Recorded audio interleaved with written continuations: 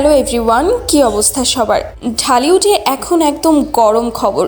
Megastar Shakib Khan নিজেই অবাক হয়ে গেছেন রাক্ষস ট্রেলার দেখে। হ্যাঁ, ঠিকই শুনেছেন, তিনি নাকি সরাসরি বলেছেন, এটা কি সত্যি সিয়াম আহমেদ? আমি তাকে চিনতেই পারিনি। ভাবতে পারেন ব্যাপারটা, যে সিয়ামকে আমরা প্রতিদিন রোম্যান্টিক সফট একটা ইমেজে দেখেছি, সে এবার একদম অন্য মানুষ। লম্বা চুল, রাফ লুক, চোখে আগ্রাসী দৃষ্টি, পুরোপুরি একটা ভয়ঙ্কর ক্যারেক্টারে ঢুকে গেছেন তিনি।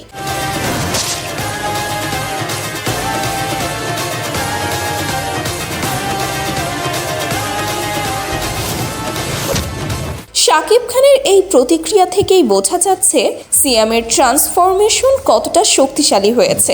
শুধু দর্শক না, ইন্ডাস্ট্রির বড় বড় তারকারাও এটা দেখে চমকে যাচ্ছেন।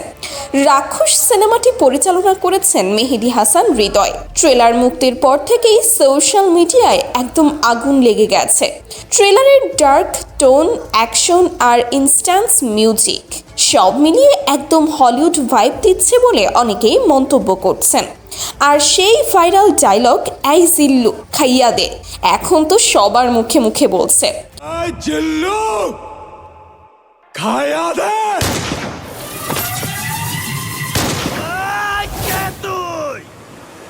আমি তোদের এখন সবচেয়ে ইন্টারেস্টিং ব্যাপারটা হচ্ছে, সামনে ঈদে মুক্তি পেতে যাচ্ছে শাকিব খানের প্রিন্স, অর্থাৎ একদিকে শাকিব খান, অন্যদিকে নতুন রূপে সিয়াম আহমেদ। বক্স অফিসে হতে যাচ্ছে একদম হ্যাভিওয়েট ক্ল্যাশ।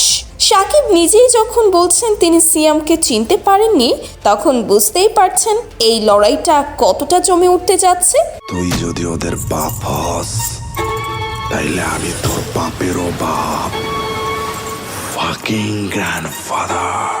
এখন প্রশ্ন হচ্ছে, রাক্ষস কি সত্যি সব রেকর্ড ভেঙে দেবে, নাকি প্রিন্স আবারও প্রমাণ করবে শাকিব খানই নাম্বার ওয়ান? আপনি কি মনে করেন? কমেন্টে জানাতে ভুলবেন না। তাহলে এখনই চ্যানেলটি সাবস্ক্রাইব করুন এবং পাশে থাকা বেল আইকনে চাপ দিন। জুলিয়েট আমার, পৃথিবীতে ভালোবাসা বলতে আমি তোরেই বুঝি।